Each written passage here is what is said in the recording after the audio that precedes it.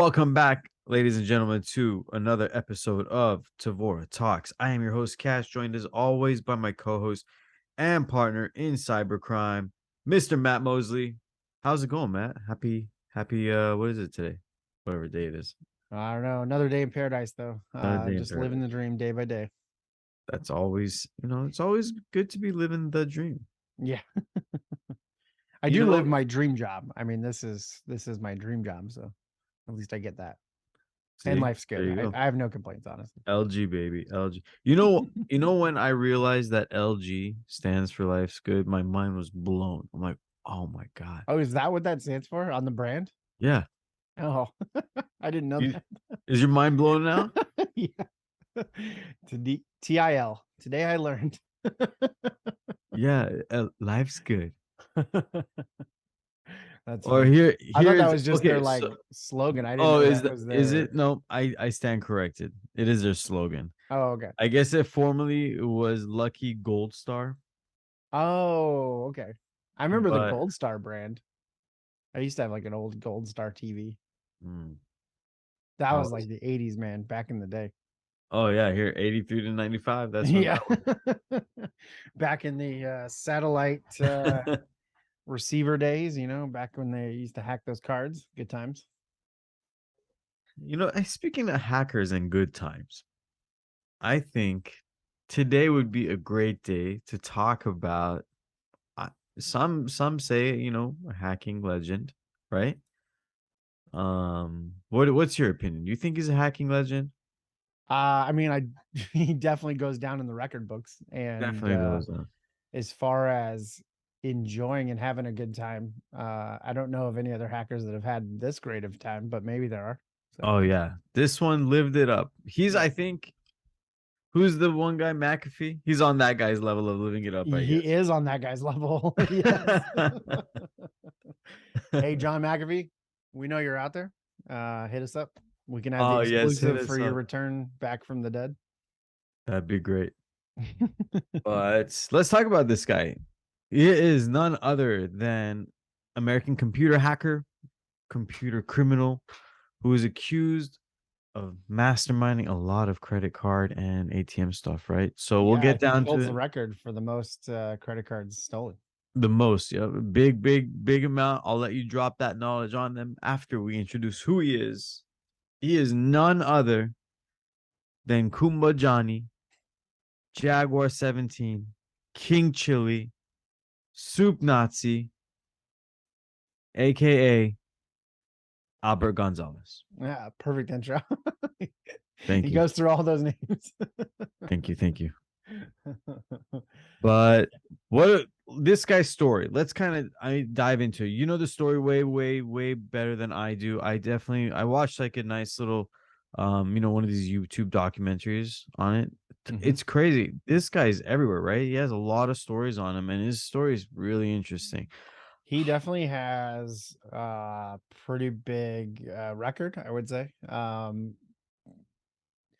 I guess we could start where he got caught for the first time, right? So, a little bit of background on him. So Albert Gonzales family immigrated here from Cuba, and he was born and raised in the Miami area, Florida. Um, Self-taught, uh, definitely a bookworm. Knew his stuff. I mean, he studied all kinds of different computer books and programming and all that stuff, and started getting involved in the dark side of the internet. Was very active in kind of like these Russian forums where the Russians had or Eastern Europe had all these credit cards or debit card numbers, but they Uh-huh. didn't have access to the American ATM network, right? They didn't have Okay. what they call as mules. They didn't have people that could go to the ATM and get the money out for them, and then they, get a cut of whatever the number is that they got. All right, all right. So Albert was doing work in computers, moved up to the New York area for Siemens, and Siemens, I think, ended up moving away to like Philadelphia or something like that. And he didn't want to go. So he opted to stay in New York. And while he was there, I don't know if it was to he just had natural gravity to cybercrime or identity theft, or if he needed it to pay bills. I think we won't know that until he gets out of prison, which should be pretty soon here, because I'm sure he'll do some tell-alls. But what happened was he took these debit card numbers from the Russians and Okay. created a whole stack of debit cards, right? And so the guy Like was smart like enough to. physical debit cards. Like he used the numbers and made physical cards, is what you're That is saying. correct. Yep. Okay, Yep. okay. Got Yep. it, So got he it. had the reader and the writer, Got it. and Okay. yeah, smart enough to figure that out. I mean, that's we talked about that kind of in a past hacker history episode of they don't teach this stuff in schools. So some of this stuff you have to be pretty smart to not only figure out, but where to go to get the information to also figure it out. So he started going around to ATMs in New York, and he'd be trying multiple cards until one worked. Until one hit, yeah. Until one hit, and then he'd take out the money, whatever the daily allowance was, 300 or 500, or if he could get it all, he couldn't get it all. And so his picture started getting circulated around, and at this time, this is like 2003-ish, it's post 9/11, but the Homeland Security is not really handling this stuff. The US Secret Service, because they do the money, they protect our money and everything. Cybercrime kind of fell under their wings, I guess. So I this, mean, it makes sense. That makes sense, I guess. yeah, I Yeah. mean, I That's think more, I early mean, on it always probably didn't about make money. sense to people, but now it does for sure. Yeah. Okay. And So they're in on this now. So they're in on this, right? This guy's picture's circulating around, and but how did they, like, the banks, they all kind of started catching on, or what was the tick there, do you know? well, yeah. So this is 2003. So communications aren't at what they are today, right? Like the Yeah. internet is still, I wouldn't say in its infancy, but I mean, social media was not around. People were not doing Zoom calls, stuff like that, right? So it's a lot of picking up the phone, faxing, right? Because faxing's still a thing. Oh yeah. I mean, And this, Y2K was 3 year prior, right? right, Everyone right, was freaking exactly. out. So And so this Secret Service agent, he's get this picture, and for some reason, like the picture just bothers the hell out of him. He's like just annoyed by the guy's face. So he starts picking how up the could phone. He's calling Chase. He's calling all these banks, trying to find out, where is this guy at? Where, what's the pattern? How can we identify where he's at? Right? Is he hitting up banks in his neighborhood? Is he hitting the same banks repeatedly? Finally gets a lucky break. So Albert Gonzales is at an ATM late at night. These New York cops, actually his undercover New York cop, is across the street, okay. and he notices him just sitting at this ATM for a long time. Normally you go to an ATM, takes what, I don't know, 5 minutes tops. Right. Yeah. So he's For sitting sure. there and he's doing his thing and he's going through multiple cards, and Oh, because he finally, has a stack of cards. He's like whipping them out. exactly, yep. Yeah. Okay. So they Okay. pick him up. I think the undercover called in, like, some uniform cops to come get him. And they pick him up and they start investigating him. They call the Secret Service agent and they're like, "Hey, I think we got your guy. Like, this is the, matches description, everything, right?" Oh, no way. Yeah. We So got him. Secret Service guy goes over there, talks to him, starts telling him, kind of trying to make him a deal, right? Like, "Hey, tell us how you're getting all these credit card numbers. Like, how does this all work? And we'll give you a lighter sentence. If I book you in, I think one of the stories from the agent was something like, if I book you in Jersey, you'll go to a nicer prison than if you get booked in New York," and all this stuff, just trying to really win him over. Yeah. And so he finally does confess. He starts talking. He tells him, it's I get it from these online forums and all that. And the reason they were having such a hard time catching him is because he kind of wore disguises. But there was one thing that was never, that was always the same, and it was this guy's nose. Apparently he has some huge nostrils. So So the Secret Service agent tells him that, and he's like, "Man, your face just bothers me." He's telling him how his nostrils are big, and the guy just takes his thumb and sticks it in his nostril. Like, that's how oh my God. big his nostril is. No way.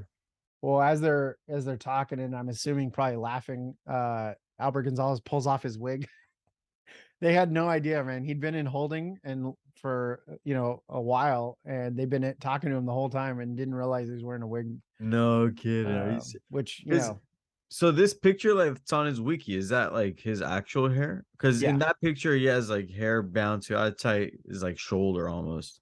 yeah, it's kind of curly and big. This is real. Yeah, So then correct. what was the wig like? I don't know. There was no description of that, but Oh, I it's see. pretty funny that they didn't realize it was a wig. So, but anyway, as he's going through and kind of confessing all this stuff, they said, hey, we'll. Um, he starts talking about these online forums and everything, and he tells them about this one online forum that he's a part of called Shadow Crew. And Shadow Crew was an online forum where it was basically the dark web. It was like Tor before all that came to be, right? Okay, So okay. before Silk Road and all that good stuff, this is where you went to go get fake IDs. Whatever you can get was whatever legal on the web was available there. This was the site. This This was was it. the site. Got it. And so Secret Service agent gets, wind of this, and he's like, hey man, like if you come work for us as an informant and we take down all these people, we'll get your charges dropped, or something to that effect, right? Like I don't know the exact details, but so at this time, again, cybersecurity or cyber crime and all that is kind of early on with the Secret Service. They had no way of really operating and how they would do this operation, right? It was all kind of just shooting from the hip. And again, Yeah, it 2015. was like super gray area, right? There's no like run book really on this stuff yet, I guess. Right, exactly. Like how as a government entity do you pay for this? How do you get approval for this? How do you legally get evidence and search warrants and all that stuff, right? This was That would, all like we have to figure this out now while we're running with this, right? yeah, that's Secret Service agent had some cool stuff. He's like, I gotta just hunt this ghost down, Yeah. essentially. Yeah, you just have a name and maybe an IP address. Yeah. Yeah, And you got to location, figure out how time, to three connect hundred that to the dollars. real world. Yep. That's cool, man. All right. Yeah. And also Albert Gonzales is telling him, "Hey, I can't disappear for a long time. Otherwise, they're going to get suspicious, right?" Yeah, yeah, yeah. Of So they've course. got him, held up in the bureaucracy, right? Because he's at the jail, he's at the prison or whatever, and they're trying to streamline that. The agent's trying to find a base of operations that they can use that's run by the government. So they find this small office somewhere in Jersey. I think it used to be like an old like Coast Guard office or something like that. I can't remember the details, but anyway, they basically set up shop there. They call it the Cave. They go and get a laptop from Best Buy using a Secret Service check, and it's supposed to be like undercover. Oh And god. he's paying with like a Secret Service, United States Secret Service check, and and it was like, With a check. yeah, it's like Why a check? nightmare to get this like $1,400 budget approved for this laptop. And they don't have internet, right? So they gotta like one of the guys that he brought in, one of the agents that he brought in, like knew a guy at Verizon, so they were able to get like the internet set up. And another guy, like none of these guys were like cyber security guys or anything like that. Actually, I take that back. I think two of the guys of the five were digital forensics experts, Got it. but Okay. for the most part, really didn't know. And these are all straight Secret Service guys, or Yep. these were Yeah, Secret Service Cumbajohny, guys, and his I mean buddy. they were special agents. They carried a gun. Got it, got it, Yeah, got yeah. it. But they're all Secret Service, right? And the main guy, was talking about how hard it was for him to find people that wanted to be part of this operation. And it was pretty sad because he was talking about how he went to like 15 people and they all just laughed at him, and it's like That's over and over and over. He keeps like hitting walls with people, and yeah, because imagine how bizarre it would sound. Be like, hey, you guys want to help me go catch digital bad guys? right, exactly, They're probably like, exactly. get out of here. What are you talking about?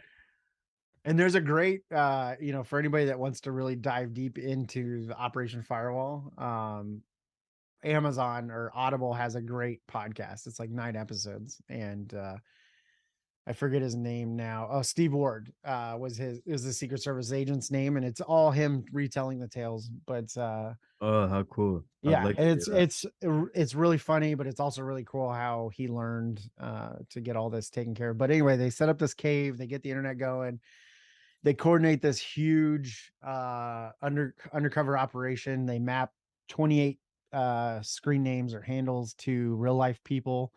The way they did that was pretty interesting. IP addresses for one, but number two, they had like pizza delivered to the people's houses, like to one person's house. And in the middle of chatting with like Albert Gonzales, he's like, "Hey, hold on, I got someone, at the door."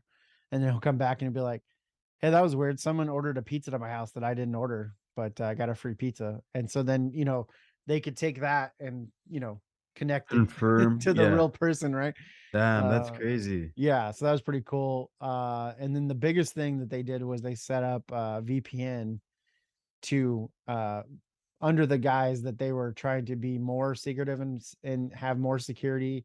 So that if you wanted to be on Shadow Crew, the forum, you had to go through this VPN. Well, unbeknownst to them, the VPN was just a honeypot for the Secret Service. Oh So when you man. logged in, your IP address was, there, and then they can track you back to real life. That's it's like trust but verify, I guess. Right. Yeah, for I sure. don't know. So over the months, I don't know how many months this was, but they ended up identifying 28 pretty big people in the organization and or in the online forum, and they took them all down around the Shadow world crew. at the same Oh time, man. all coordinated from DC. And so it was pretty big, pretty huge. The Secret Service guy, Steve Ward, he basically, it was like Top Gun. Like, well, you shot down 3 MiGs. What do you want to do? Anything you want to do in the Navy, right? And that's basically what they said for him. And Secret Service, like, whatever you want to do. You want to guard the president? You want to go to the big leagues? Like, whatever you want to do. And that's what he wanted to do, right? When he signed up, was he wanted to guard the president. And That's interesting. after this was done, he was like, "No, I want to keep doing this." So they set it up shop in Florida, I think in the Miami area.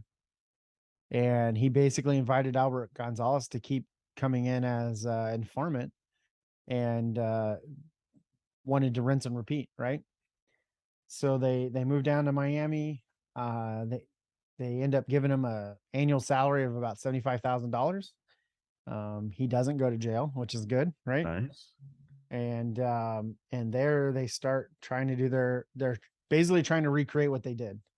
But now the online community is a little bit more smart about the subject, right? Like, hey, maybe we shouldn't do a VPN into something we don't know about.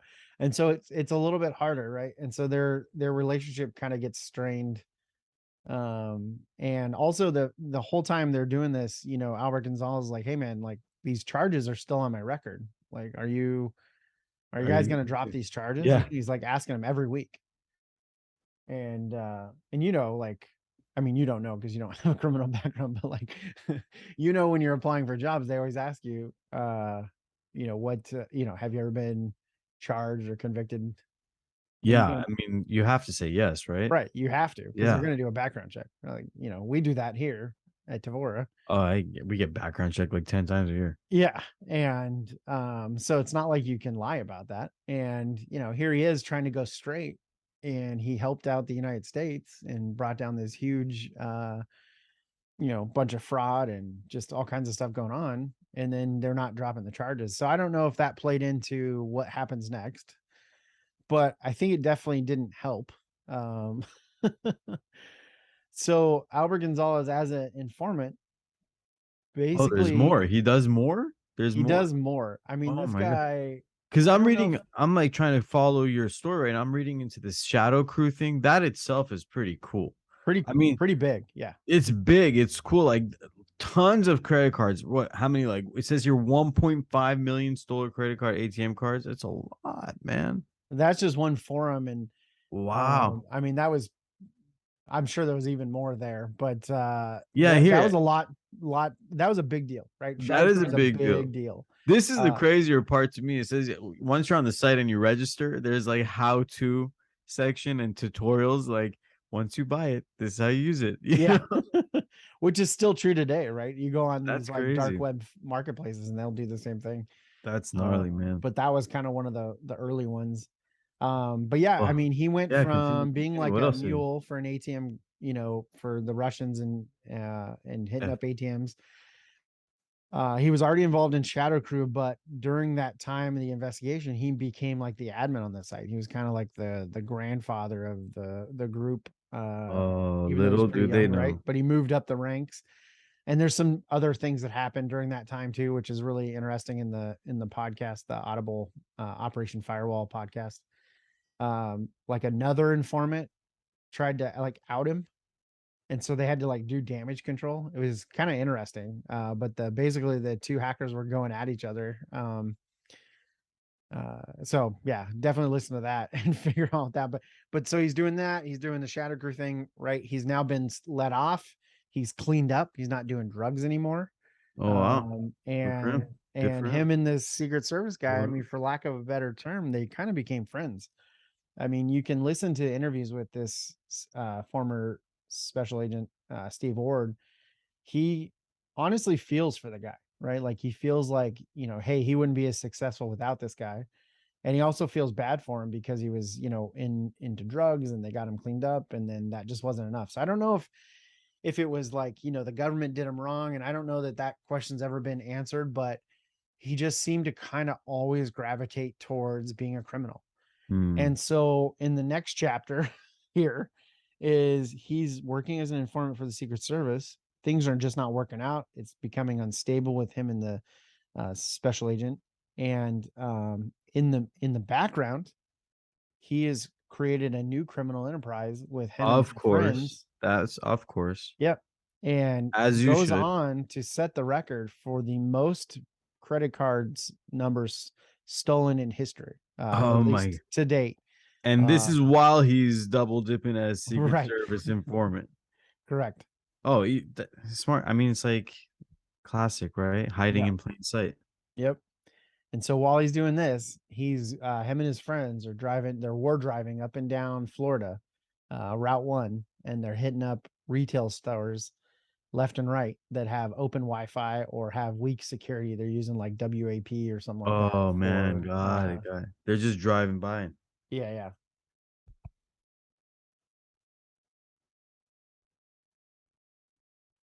Or was it WEP? I can't remember now. It's been so long ago. Yeah, Web WP. They stopped that. That's been a while now. Yeah, That's the one. Not yeah, good. yeah. WEP. If Yeah, you're out there and WAP. you're Sorry. still using Web, Yeah, it's been a call while since I seen somebody. that one, so I couldn't remember. But yeah, so they're looking for those weak wireless access points that were using like WEP, or they were using no passwords, and then Yeah, they were no gaining password for access sure. to the Tons. payment of the point of sale machine, and from there they were moving up the chain all the way to the card processor. So here is where some listeners might know, but the Hartford and also TJ Maxx, all that stuff.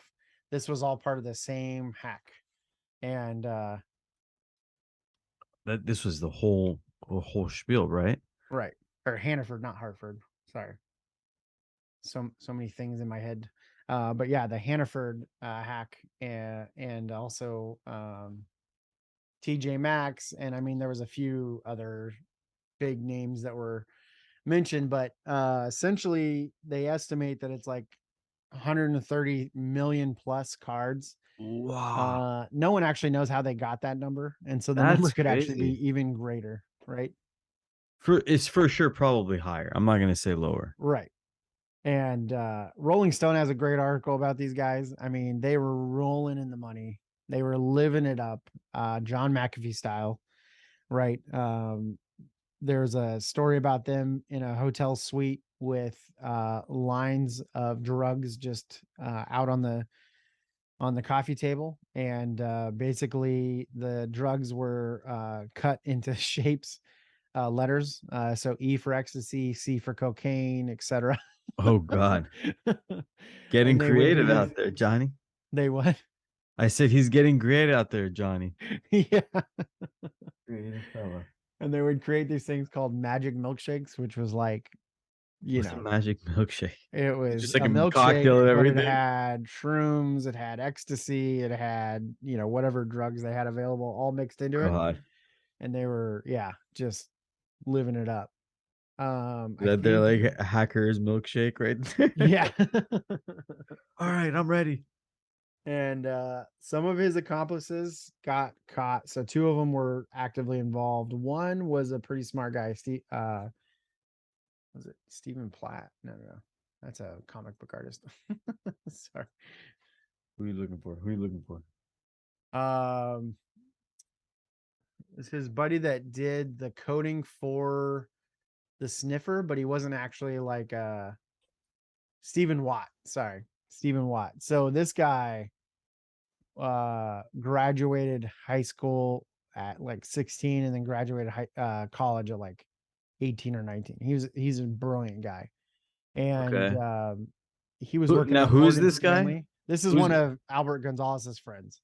He okay? met him Got it. online, right? So basically, Albert Gonzales had access to some of the greatest or most talented hackers, right? Because he ran these forums, he was Yeah, online, of he knew course. people knew him, he knew He's got the people. network. So he recruited these, pretty smart guys, and Stephen Watt was one of them.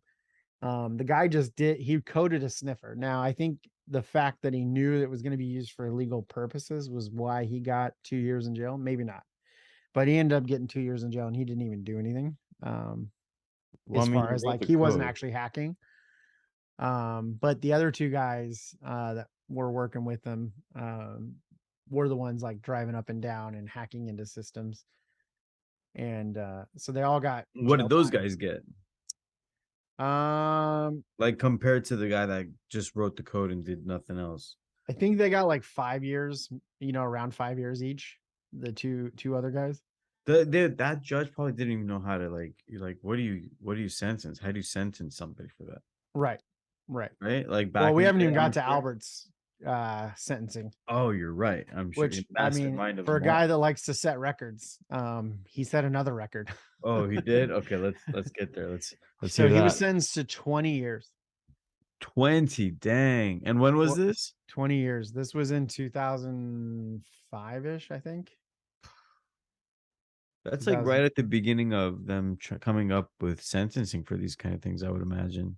More or Well, less. yeah, and what's funny is just in our industry, like PCI was just rolling out. Like it had just rolled out maybe the year before this, right? Where merchants were basically the PCI Council had Yeah, set like up 20304 requirements that you need to adhere to make sure that card numbers are protected. secured, right? But it was still like again in its infancy, so people thought they were compliant and they really weren't, obviously, right? TJ Maxx, Office Max, 7-Eleven, Boston Market, Sports Authority, DSW. It was like all of them. And I guess according to the Rolling Stone article, it was 170 million credit cards. Right? Wow. But that number changes because nobody actually knows how many were stolen. But So what was this happened while he was still Secret Service informant, right? correct, he was doing Like all this this. 170 million credit cards Yeah.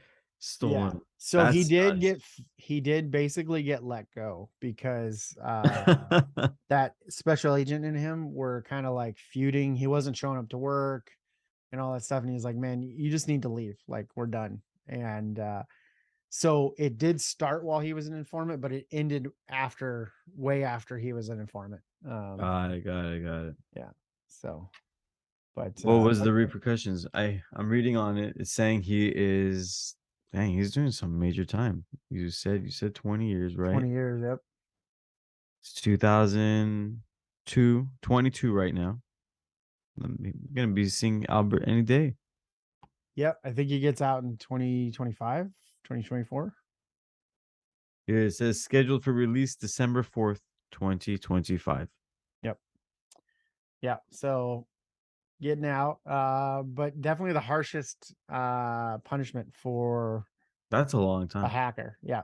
It, I they mean, took a bunch of other especially stuff since we've too. talked about well, I guess it never got released, but we did a episode on the Steubenville rape case, right? Where an anonymous hacker basically gave the law enforcement the evidence they needed to convict 2 use of gang rape.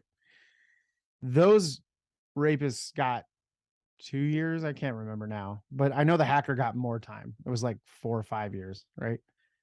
Even Yeah, I though they remember didn't, that story. We did that hacker history, I believe, right? a while And ago. and then this guy, right? He didn't kill anybody. He didn't rape anybody. But and I shouldn't laugh, but it's just it's amazing to me how there's our justice system, and I'm not going to get into politics, but how you have a case in Florida where a hacker gets 20 years, didn't kill anybody, and then you have a case in like, California or even Oregon or whatever, where a guy, stabs someone and he gets 10 years. Yeah, that's wild. It's amazing. So Well, I mean, it's always the first of, typically all these unique cases that have to set some kind of threshold, right? yep. And then they're used as kind of like a mouse, as a, what is it? Guinea pig Yeah, they're the guinea example. pig, unfortunately. Not Yeah. guinea pig, but like an example. Yeah. Yeah, pretty much. Yeah. So, Yeah.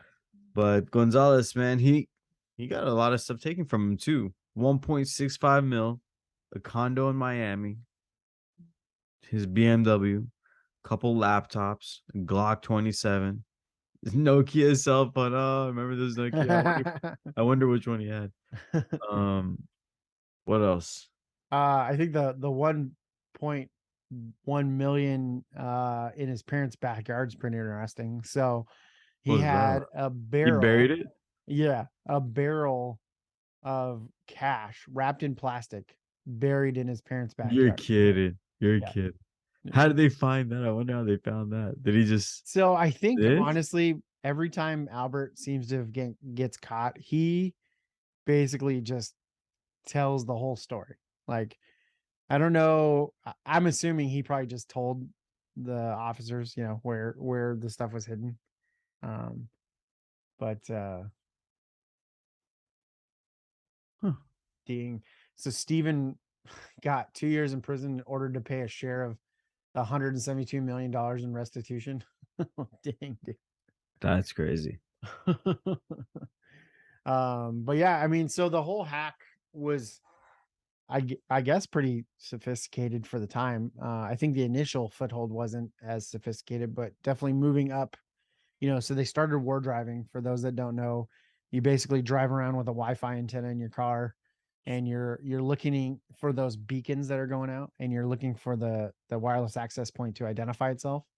And then from there, you're hopping on to those uh, wireless access points via a couple different ways to hack those things. Especially back in the day for WEP, it was a matter of capturing the packets and then throwing a dictionary at it, and trying to find out what Just the brute. password was. And Yeah. so, one thing that changed was people used more secure passwords, or at least they were told to. I don't know that they did. But once they got into these retail environments, then they basically worked their way up to corporate, or they worked their way up to the card processor in this case. And And that's it. and then from there started sniffing traffic. They started copying credit cards before they got encrypted at the payment terminal or being shipped off to the processor. And they'd put them in a text file, and then they'd go retrieve the text file. These guys went so far as to set up VPN right into these corporate environments so Wow. that they could just get access to the files that they needed, and then they would hop back out.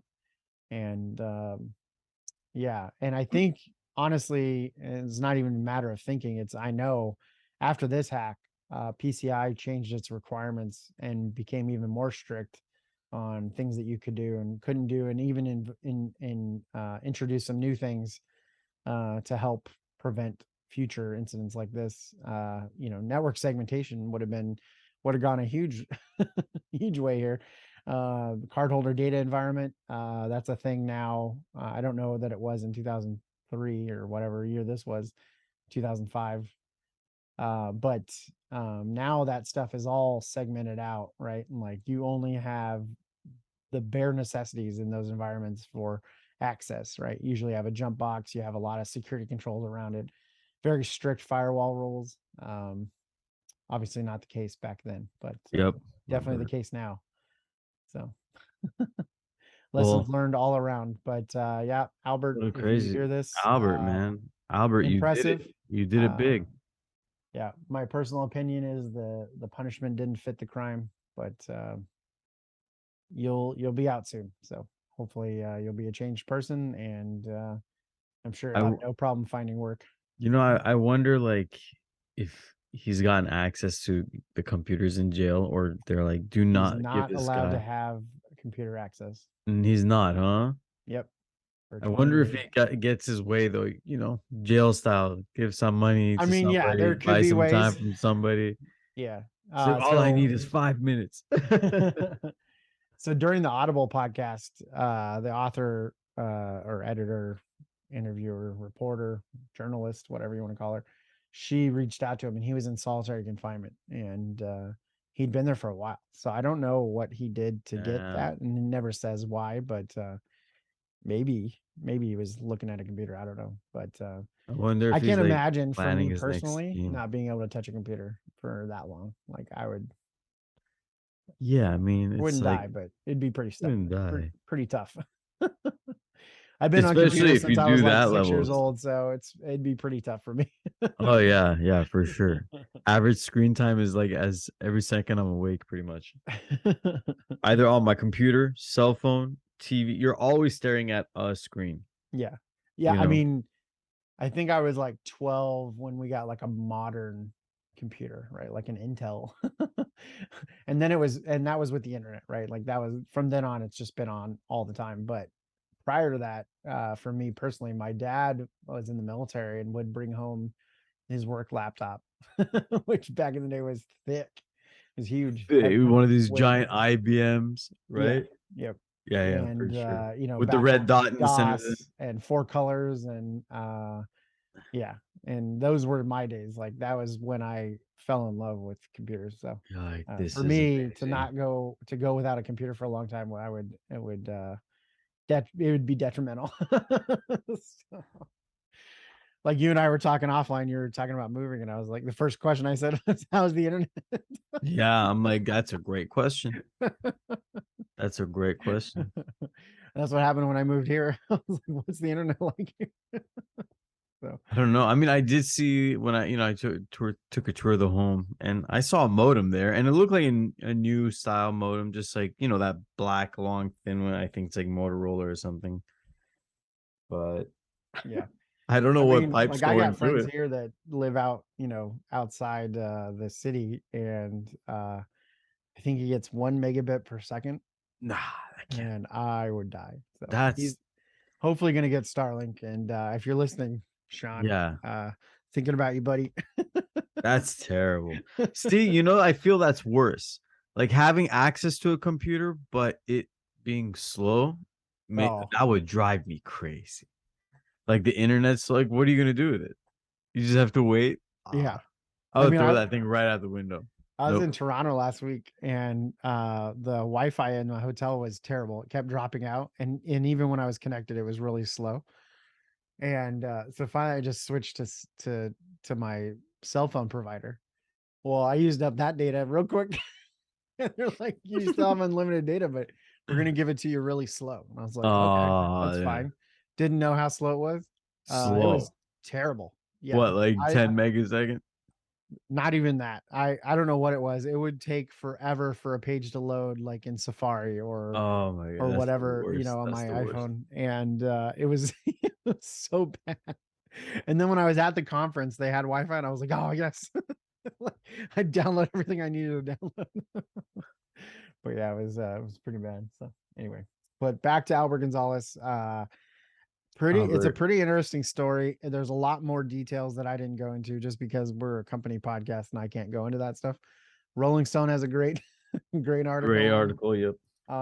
Audible, the Operation Firewall. And there's a couple different episodes you can watch too for this subject of takedown of Shadow Crew and Operation Firewall and Operation Get Rich or Die Trying. All of those, look those up. You'll find more information. And yeah, I don't know. And if I'm Albert Gonzales, I'm also worried about my back when I get out of prison, right? Like you pissed off a lot of people, and it's Well, most unless he's set up good stuff while he's in there. Yeah. You never know. Imagine like he's been in crypto this whole time and like he is didn't the even guy. think about that. Like, what if he's the guy? What is he's one of the big Bitcoin Bitcoin guy? whales? Yeah. What if it's him? That would be pretty interesting. That's why no one can find him, because he's just sitting in. You guys keep throwing him in solitary confinement. Imagine every time they throw him in solitary confinement, the market crashes. That's so funny. Like everybody's livelihood is dependent on if he's in solitary confinement or not. Yeah. Well, he definitely won't be getting a job with Secret Service anytime after. Oh, I don't think they're gonna give him a job anywhere for a long time. Yeah, maybe I mean, I don't know. Like Kevin Minnick's doing all right.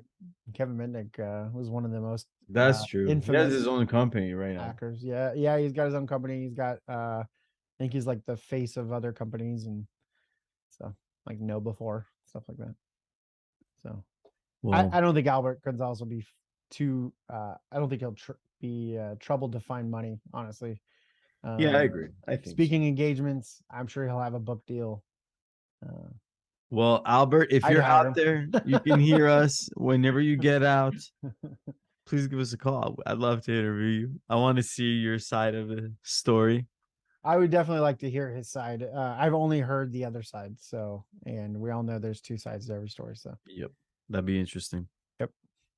But that's it. That's another episode of Hacker History in the books. Albert, we wish you will. If you are in charge of Bitcoin, just do something so it goes back up again, please. And yeah, I guess till next time. Any final words, Mr. Mosley? That's it. Like and subscribe, and yeah, let's make this a thing. Let's do it. And if you want any more episodes of Hacker History, shoot them my way, or shoot them our way, I should say. And a couple things I have in mind, like I'd actually like to talk about. I know I always tease it, but Stuxnet, still want to dive deep on that one. There's a couple more hacker stories that I have that I would like to talk about, and hopefully we can interview this 18-year-old kid that hacked Uber. Yeah, that'd be great. Let's see what his story is. But till next time, I guess.